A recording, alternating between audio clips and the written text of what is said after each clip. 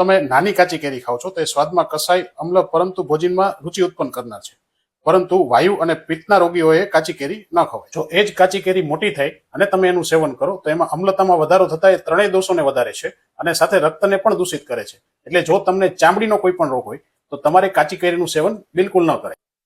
જો એ જ કેરી કુદરતી રીતે વૃક્ષ પર પાકેલી હોય તો એ મધુર, અમ્લ, પરંતુ પચવામાં ભારે હોય છે અને એમાં થોડી અમ્લતાને કારણે એ થોડુંક પિત્ત વધારે છે, પણ મધુર રસના કારણે એ સારામાં સારી વાતનાશક છે. અને એ જ કેરી જો વૃક્ષ પરથી ઉતારીને કૃત્રિમ રીતે પકાવેલી હોય તો એ પચવામાં ભારે છે, બળ આપનાર છે, શીત છે અને શરીરને વધારનાર છે, પરંતુ પિત્તનાશક છે.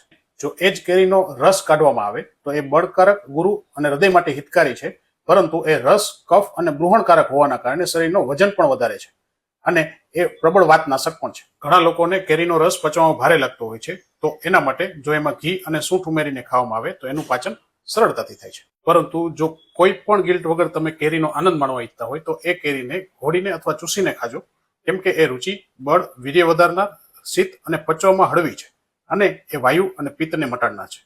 એટલા માટે સૌથી બેસ્ટ છે ઘોડીને ખાધેલી કેરી.